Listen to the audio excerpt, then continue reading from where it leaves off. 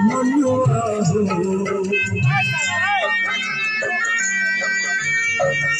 आज के दुनिया में जाने कहला काहे मनुआ हो।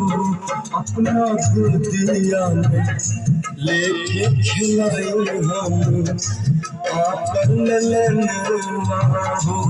अपना गोदिया में लेके खिलाई हम आपन ललनुआ हो।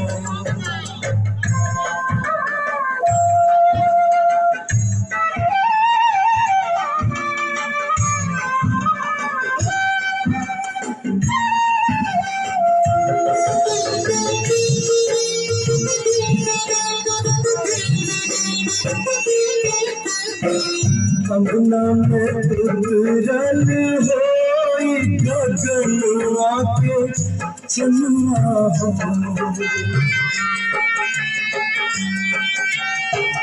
अंगना में उतरल होई गगनवा के चनुआ हो। अपना गोदिया में कैसे खिलाई हम आपन ललनुआ हो। अपना गोदिया में कैसे खिलाई हम आपन ललनुआ हो।